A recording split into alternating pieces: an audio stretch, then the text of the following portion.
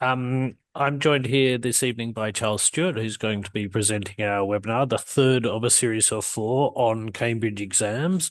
As Rafaela said, MLA is very proud to be hosting Cambridge exams. Both we do preparation online courses, and we will be doing exams in our summer centres, including our New York centre.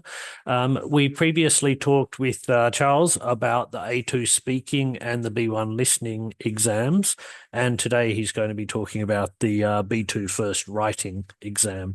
With that, I'll just remind everyone that you will receive a certificate of attendance and a handout with all the slides in it. That will come to your inbox tomorrow. If you don't receive it, check your spam, but I'll write in the chat an email address you can write to me if you don't receive it. Okay.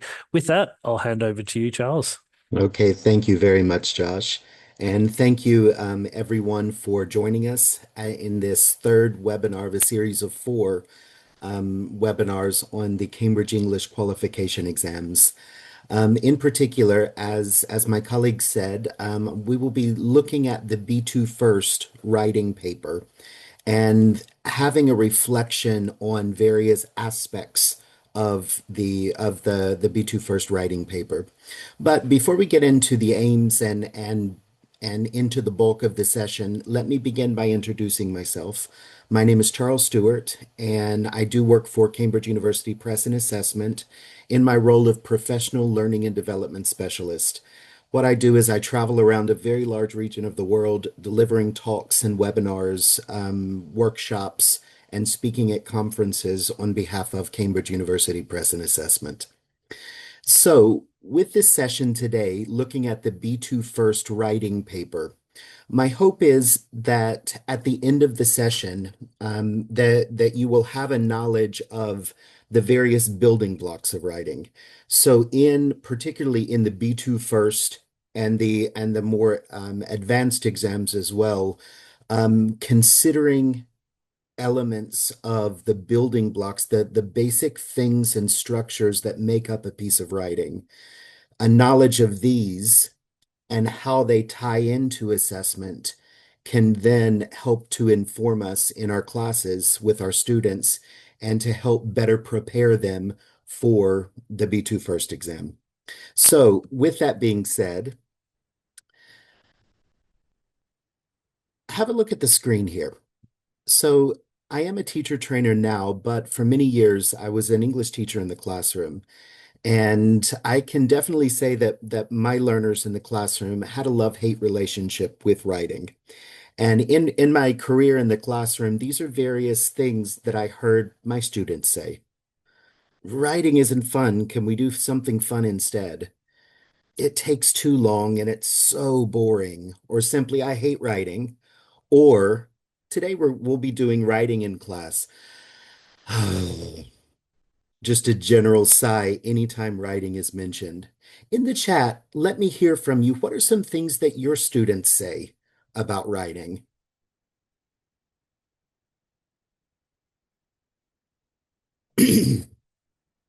What are some various things that you have heard in your classroom regarding writing from your students? It's so difficult. I don't know how to do it. It's boring. It's difficult. So your experience, it was a lot like mine in the classroom. Let's think for just a moment. Why do students have these particular responses to writing? Let me hear from you in the chat once more. Why do our students have various responses like these to the skill of writing?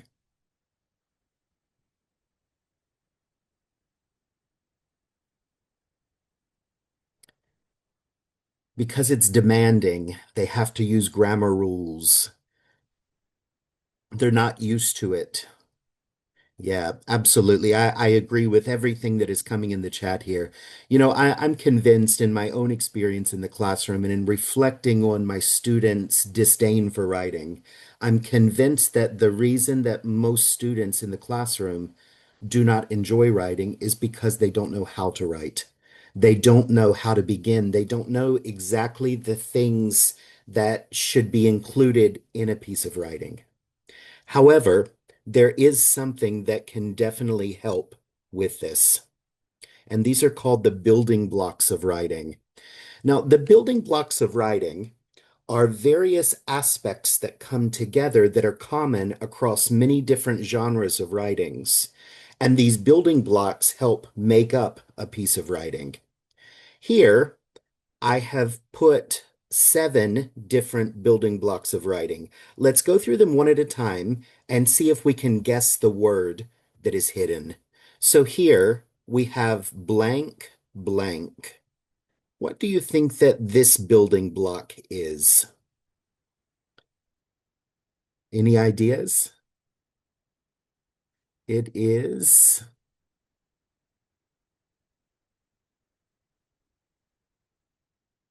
topic. What is the second word here? Top section, good guess. Topic selection, okay. Topic close, very close. It is topic sentences. Topic sentences. Now, we will talk about some of these a little bit later to make sure that we understand exactly what they are. But one aspect of writing are topic sentences. What about the next building block of writing? Links, almost so close with links. It is, aha, someone got it here. Linking words or linkers. So we have topic sentences, we have linkers, then we have, what is this?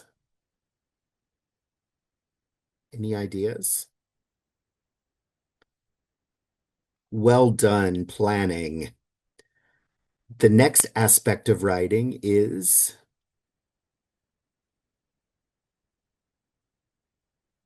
any thoughts? Videos, good guess. Visualization, another very good guess. Here it is, viewpoints. So looking at things from different perspectives. Okay, what about this one? Any guesses in the chat? Pattern, good guess. Well done. It is paragraphs or paragraphing. And the last one, use of Francesca in the chat got it first, the use of synonyms. Now, I will say that there are many different aspects of writing and many different building blocks of writing, but for Cambridge exams, these 7 become very important, specifically in the assessment of the writings of our students on the actual exams themselves. Now, if you notice, before we move on and look at a few of these in detail, this picture here, this picture comes from Prague, well, just outside of Prague, where I'm based. I'm originally from the US, but I'm based in Prague. I've lived in the Czech Republic for many years. And one of my favorite places to visit in the Czech Republic is this castle. This castle is called Karlstein. And I remember the first time that I visited this castle, I was sitting down below the castle in a restaurant, and I was eating my lunch, and I remember looking up at this castle just in awe and thinking, how did they build something like this in the Middle Ages? And I began to look at the way that it was constructed, how you have the foundation, and then on the foundation there are stones and the stones come together in order to make the complete castle. Now, if I could reach into this castle and pull out one stone, is it a castle? Yes. But is it a complete castle? No. The building blocks of writing are much like the stones of a castle. The building blocks of writing are the blocks that come together to form the overall complete piece of writing. If we're missing any of these elements from the writing, if we pull it out, yes, it's still a writing, but it's not a complete piece of writing.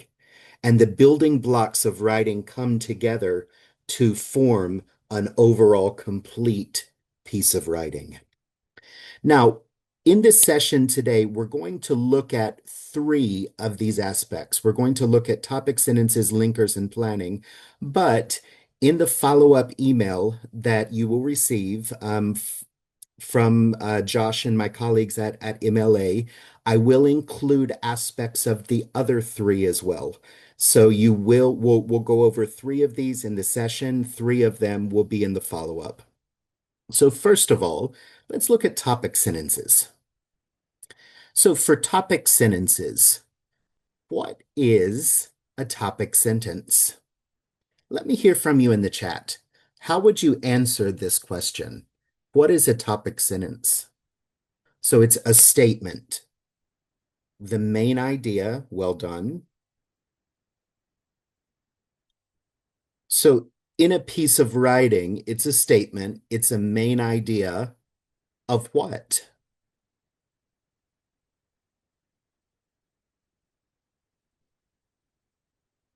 Really good guesses, good thoughts. The subject. A topic sentence is the main idea of one paragraph. So every paragraph will have one main idea. This is the topic sentence. If I read the topic sentence as the reader, I should know generally what this particular paragraph is about. Every other sentence in the paragraph supports the topic sentence. It gives the details for the topic sentence.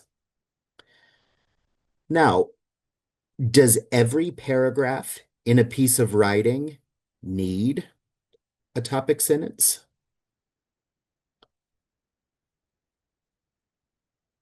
Does every paragraph need a topic sentence? Absolutely. Yes, yes, yes, yes, yes. Now, the topic sentences will look different if we look at various genres of writings, various types of writing. So, for example, an essay, a topic sentence may look very different in an essay than it would in an email or in a letter or in a story. But the function, nevertheless, is the same. And particularly on the B2 first exam, topic sentences are a must in every paragraph. Now, every paragraph needs a topic sentence, but how many topic sentences can one paragraph have? Let me hear from you in the chat. Absolutely. So every paragraph must have one and only one topic sentence. If the sentences giving details do not relate to the topic sentence, it needs its own paragraph. Everything in the paragraph must relate to the topic sentence. So let's look at an activity that will demonstrate what a topic sentence is. So, Rome is a historical city. This is my topic sentence. What I would like for you to do in the chat, put two more sentences in the chat that are details of Rome is a historical city. So how would you finish this paragraph?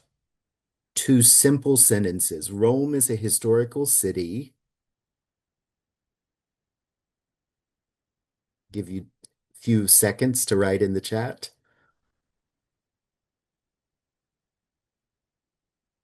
That's a good sentence. It wasn't built in a day. It was built over hundreds and thousands of years. Rome is a historical city. It's the capital of Italy. Rome is a historical city. We can find a lot of ancient monuments. Rome is a historical city. It has amazing visiting. It has been amazing visiting its ruins. Rome is a historical city. It has a lot of monuments. So here, this is what I came up with. Rome is a historical city. There are many historical places to visit. One of the most famous historical sites to visit is the Colosseum. Now, if we look at these sentences support Rome being a historical city. Now, if I wanted to add another sentence here, if I would write, I like Rome, is that okay to add to this paragraph? I like Rome. What do you think? No, absolutely it's not, because we're not talking about Rome being a historical city. Now, I mentioned that on Cambridge exams, particularly on the B2 first and the C1 advanced and the C2 proficiency, topic sentences are a must, and they are assessed in the different pieces of writing. And one of the things that I have seen often is a candidate will have just the most amazing paragraph, but they realize that, oh, I need to add another sentence here. I'm a few words short. I know, I like Rome. And they'll throw that sentence in at the end in order to get the word count up. But in doing that, they're actually demonstrating that they do not understand what a topic sentence is and how a paragraph should be formed, because that has nothing to do with the topic sentence. Now, with this particular activity, this is an activity that you can easily do with your learners in the classroom. You can give each of them a small post-it note or a small piece of paper and have them to write one sentence at the top.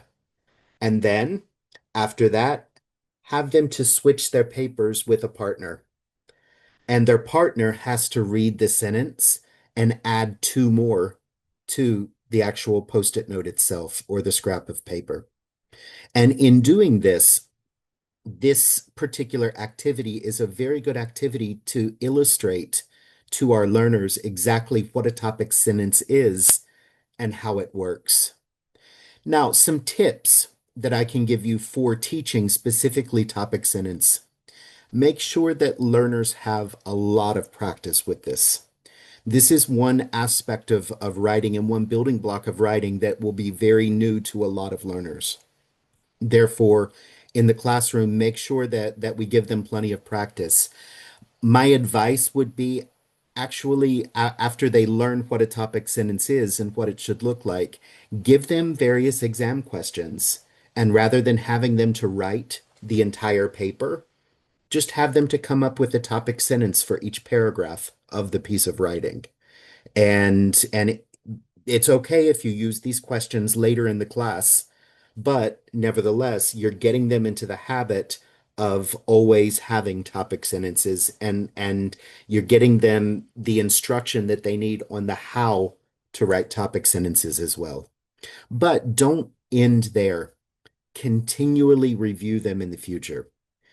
And one good way that I have found in my teaching to do this is after we learn what topic sentences are, after we practice them, in every piece of writing from that point until the end of the year, in every piece of writing, I have my students, before they give me their final paper to read, they must go through and underline their topic sentences just to make sure that it is there and to remind them of the importance of this. Now, we've looked at topic sentences. Now, let's look for just a couple moments at linkers or at linking words. So we all agree linking words are very important to a piece of writing. Why? Because they show logical, what is this word here?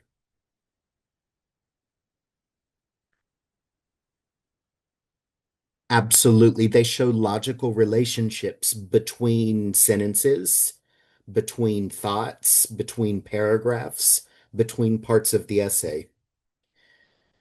Why are linkers important? Because they improve what and what? Absolutely. Coherence and cohesion.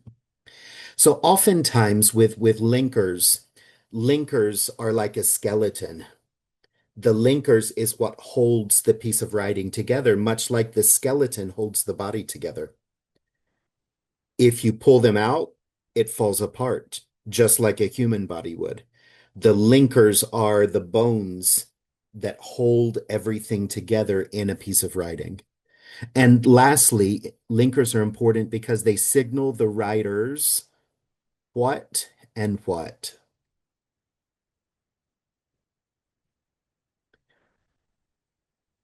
They signal the writer's style, good guess. Style and signature. They signal the writer's stance and structure as well. So on the screen, I've put up here some linking words. However, otherwise, conversely, nevertheless, furthermore, not only but also, nonetheless, incidentally, admittedly, and in essence. I want you to think about your own classes. Pick one class that you're teaching right now. Which of these words do you teach, and which of them do you not teach? Now, it's okay if you do not teach some because there are some very high level linkers that I included. But let's try to look at these and reflect on what we teach and what we don't teach. So in the chat, let me hear from you. What are some of these that you teach? Write one word of these that you teach currently with your learners. So, however, absolutely. Otherwise, okay. Several more howevers. Nevertheless, okay. Okay, now in the chat, let me hear from you again. What are some of these words that you do not teach currently with your classes? Once again, it's okay if you don't teach them.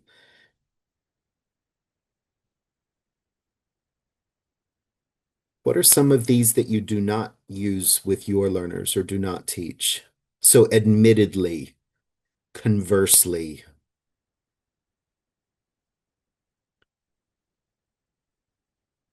So, a lot of admittedly and conversely. What about in essence? Yeah, a couple people wrote in essence as well. With exam preparation and exam preparation books, one thing that is very, very common is when the book itself reviews linking words, it often involves long lists like this.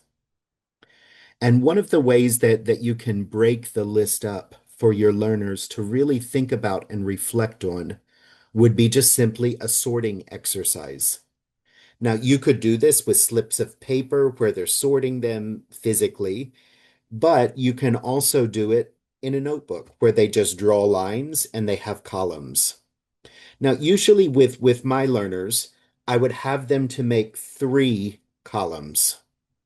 Words I know, words I think I know, and words I don't know. And I would display the words, and they would have to write these down in the column for themselves. And then I would put learners together to compare their lists. If I know one that Josh doesn't, or vice versa, then I would explain to Josh what it means, or he would explain it to me. And then at the end, of course, answer any questions. There are many different ways to sort linkers by type, by knowledge, but sorting them helps our learners to record the vocabulary in their notebooks. But it also helps them to reflect on the linkers and the meaning of them as well. Now, another very good activity that you can do with your learners in the classroom to practice the use of linkers would be with something called human sentences. Now, what is this? I make two slips, two very long slips of paper. One says, I am American. The other says, I live in the Czech Republic. And I call two volunteers to come up to the front of the class, and I give one piece of paper and the other piece of paper. So in the front of the room, you have two students holding these. And then I have these four linkers. One linker each on a separate piece of paper. Call four more volunteers to come to the front and give each of them one of the linkers. And I say, okay, now I'm American. I live in the Czech Republic. Although, although, come combine these two sentences and stand where you would go in the sentence. So what you would have is usually, although I'm American, I live in the Czech Republic. In doing this activity, it's a very good way to get the visual aspect of linkers, to make that visual picture that many of our learners need. And it's also a very good way in creating that visual picture to talk about rules and punctuation and the placement of linkers. Because we can see here, well, there are actually two different options for although. So, although I'm American, I live in the Czech Republic. I would say, is that a good sentence, class? And they would say, yes. And I would say, okay, where does the comma go? It goes between them. Okay, although, can you go anywhere else in here and make and combine these sentences?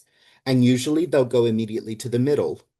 I'm American, although I live in the Czech Republic. Class, is that right? Yes. Okay, do you need a comma here? No, you do not. So once again, we're creating that visual aspect for rules of punctuation as well. And then I would say, okay, although, go to the end of this sentence. I'm American, I live in the Czech Republic, although. Is that a good sentence? No, it's not. You can also do this with despite as well. I am American despite I live in the Czech Republic. Is that correct? No, it needs the grammar change here to the gerund. Does it need a comma? No, it doesn't. But despite being American, comma, I live in the Czech Republic. Once again, the more visual that we can make linkers, the better our learners will remember them. And let me encourage you with linkers, have your learners to create a dedicated linking word or linkers section in their notebooks. And every time that there are new linkers that are introduced in the lesson, they need to record these in their list. And this is very, very essential for the B2 first exam because one of the things that are assessed are linkers. Usually, linkers, our learners will use linkers like but or like and or then or next. Yes, these are fine, but are they B2 level? No, they're not. So this is a really good opportunity for you to point out B2 language level appropriate linking words that they can then use on the B2 first exam.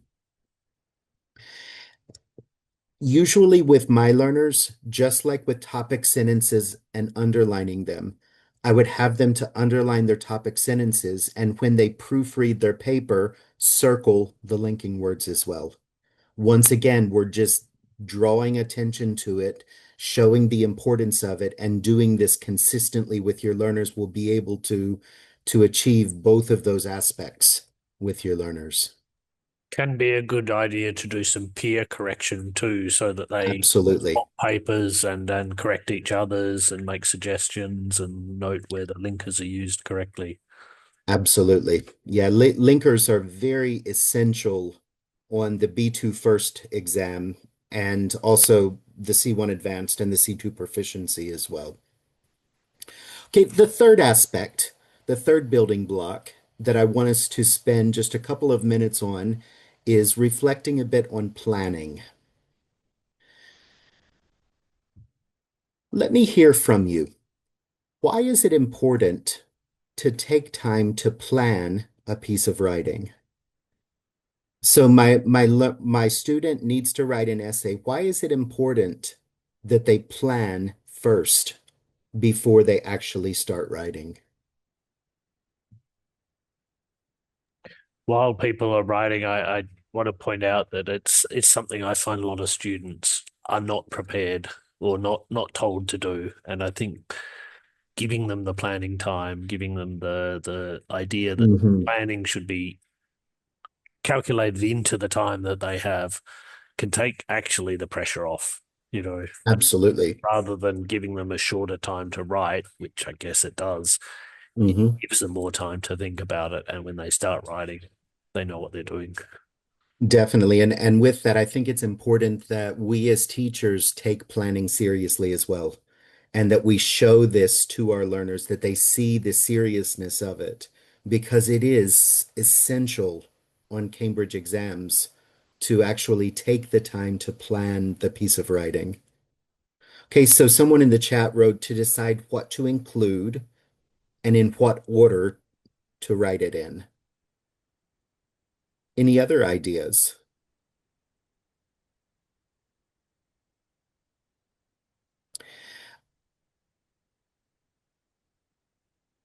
I will say for planning, why is planning important? Planning is important for a million different reasons, but on Cambridge exams, those candidates who plan tend to score at least one band higher in certain aspects of the assessment. Therefore, it helps to boost their overall scores on the Cambridge English qualification exams. Okay, let's go ahead and look at this picture here. Why is planning important? Planning and a plan for a piece of writing is a lot like a GPS. We would never get in our car and drive to a different country without first typing it into Google Maps or to our GPS. And planning for a piece of writing is what gets you from where you are to where you need to be. And it has the milestones marked off between here and there. Think a little bit about your lessons, and nothing in the chat, just simply reflect on this question for a few seconds. In your classes that you teach, how do you currently teach planning or brainstorming ideas? Once again, nothing in the chat, just have a quick think about it for a few seconds. How do you currently teach planning in your classes?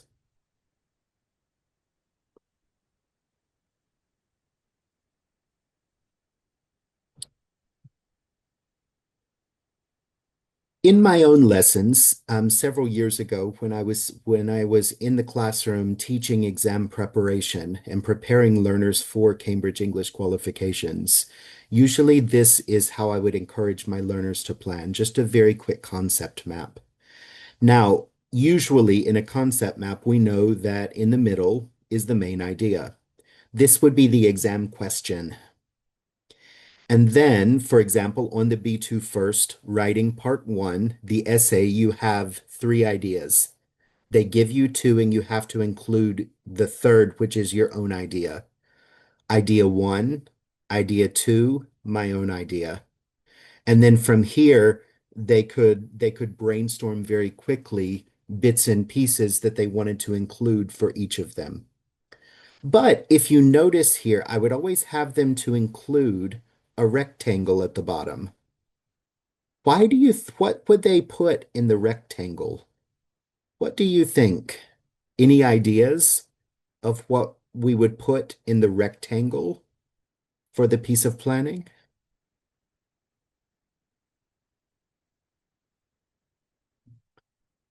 Okay, the main idea, good guess. The conclusion, brainstorm a draft, okay. Actually, in this little box would go three level appropriate linking words that they will use in their paper itself. So not only am I brainstorming ideas, but I'm also preparing myself for the various language bits, vocabulary bits, linking words that I will then use in my own paper itself. This is very, very good to get your learners into the habit of doing, once again, drawing attention to the linkers for their use, but also in the proofreading stage, after they've written their paper, they go back to check it. They're then able to go back and say, okay, tick, yes, I used this. Yes, I used this. Oh, no, I didn't use this third one. I need to go back and work it in. And once again, for the B2 first exam, these would be B2 linking words or phrases that they need to use. So usually linkers like despite, because there's the grammar change, it demonstrates a higher level. Perhaps words like incidentally, even though that's a bit higher than B2. But if your learners understand when to use it, encourage them to reach for the higher level and to use more advanced linking words. So here, 3 to 4 appropriate linking words. Now, be consistent with this.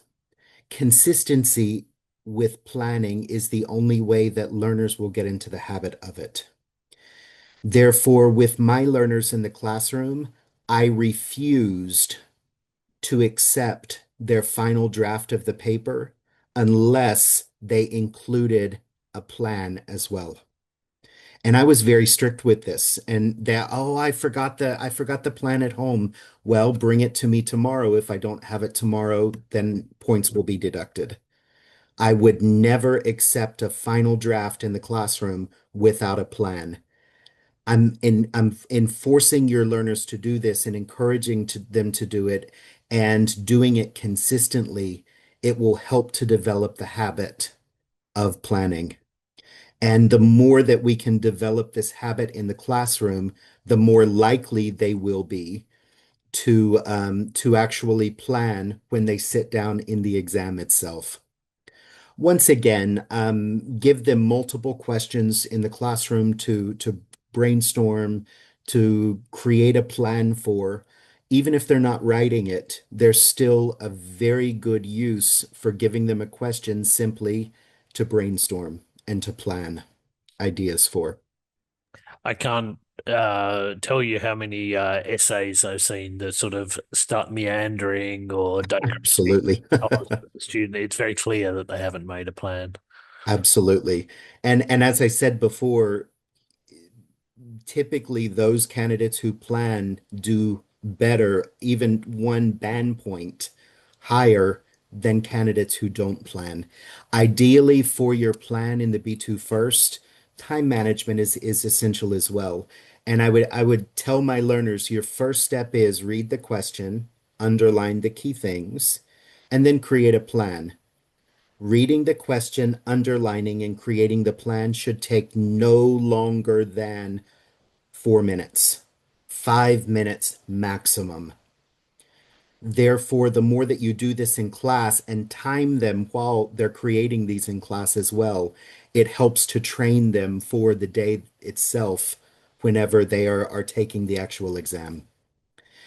Now, with the building blocks, one of the interesting things about the building blocks of writing and Cambridge exams is they mix. And there's a logic behind using and teaching the building blocks of writing for assessment of writing. Now, if we think about Cambridge English qualifications, these are the 4 categories that are assessed. So content, communicative achievement, organization, and language. Let's very quickly, 1 minute, go through these. What does this mean? Let's try to match 1 through 4 with A through D. So content, is it A, B, C, or D? What is being assessed with content?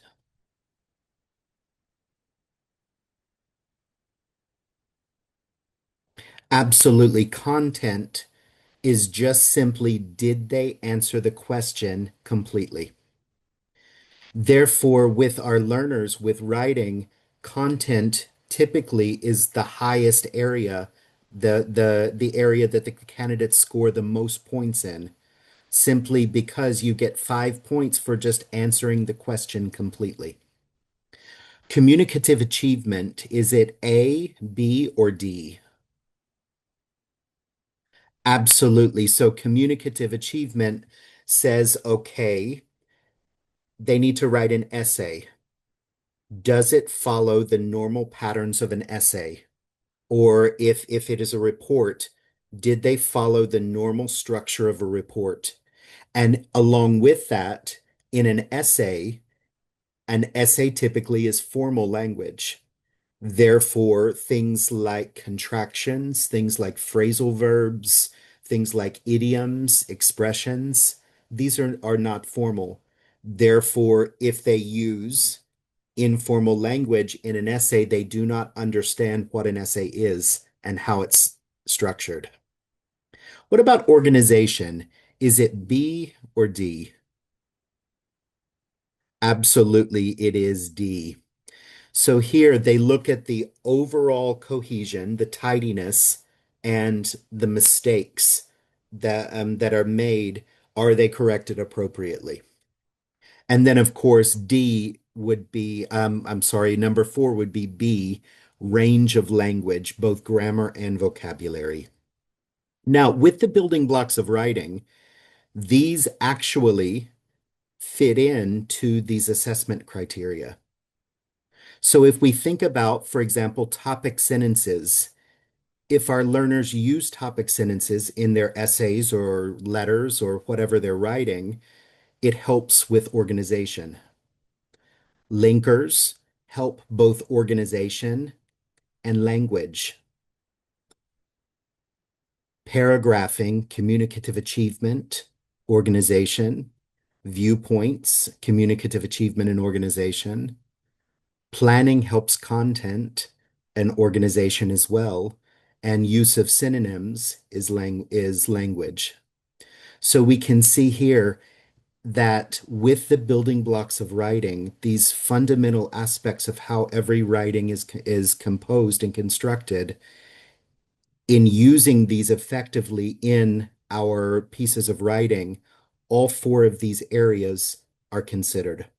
And our learners will do better on the Cambridge English qualification exams and the B2 first if these various aspects are well taught and well practiced and whatnot and consistently reviewed in our classes. So, with that being said, we have spoken about quite a lot in the session today. We've looked at three of the six building blocks of writing and various aspects of why each are important and how we can teach these in the classroom with our learners. What is one takeaway from this session that you will leave with? It could be something that you learned, something that you knew already, but it was reinforced, or perhaps one of the activities that you would like to try out in your classes. What is one takeaway that you will leave this session with? So someone immediately wrote linkers, so perhaps some of the activities, the sorting or the human sentences.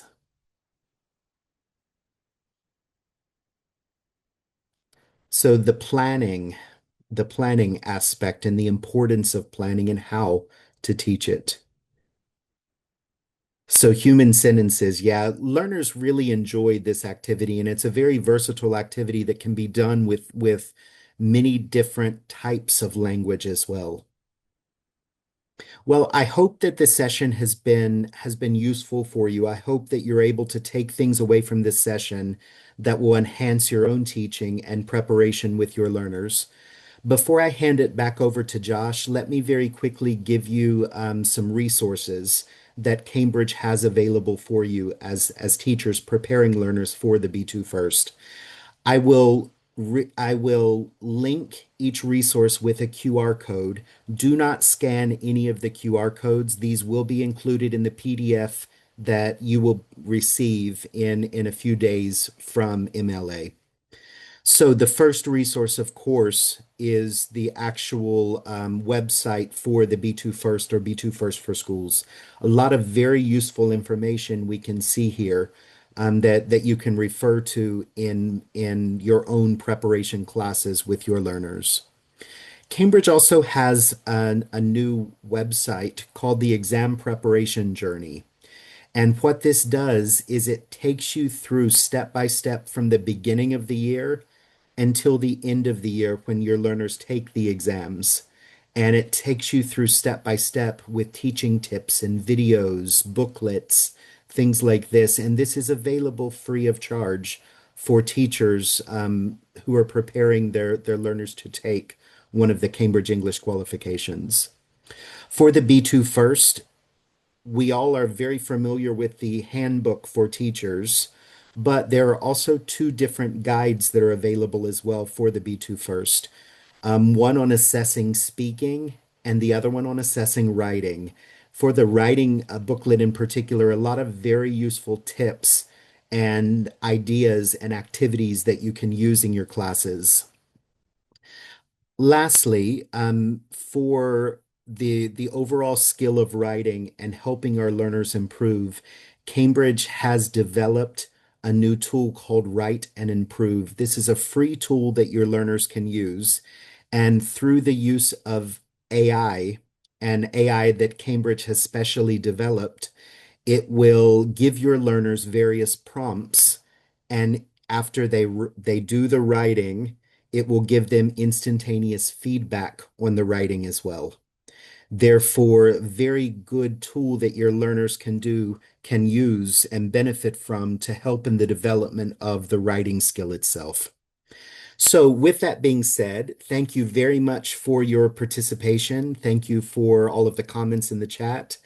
And I will hand it back over to my colleague Josh.